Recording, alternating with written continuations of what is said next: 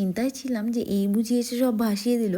সেই নইটা এখন এক ফোঁটাও ঠিকঠাক করে জল নেই, মানে এতটা যাওয়ার পর ছোটোবেলা থেকেই আমাদের যে কোনো বাড়ির কাজে আমরা এই নইটায় যাই, কিন্তু নইটা তখন ভীষণ পরিষ্কার ছিল। এখন যেমন এত নোংরা চারধারে, একটু ঠিকঠাক করে না দাঁড়ালেই তুমি যে কোনো জিনিসে পা তুলতে পারো। আর সেই নিয়েই আমরা হাসাহাসি করছিলাম। চারদিকটা ভীষণ অগোছালো আর নোংরা করে রেখেছে।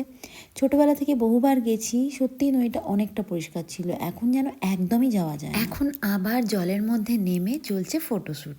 এখন দাদার সাথে বৌদিরও ফটোশ্যুট চলছে, তাই কিছুক্ষণ আমাদেরকে ওয়েট করতে হবে, আর এরপরে হবে আমাদের পালা।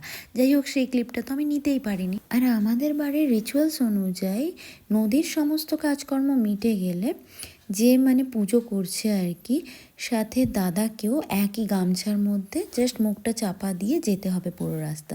আর আমরা যেহেতু টোটো ভাড়া করে গিয়েছিলাম, তো টোটোটা দাঁড়িয়েছিল একটু দূরে, আমাদেরকে খুব কষ্ট করে খালি পায়ে উঠে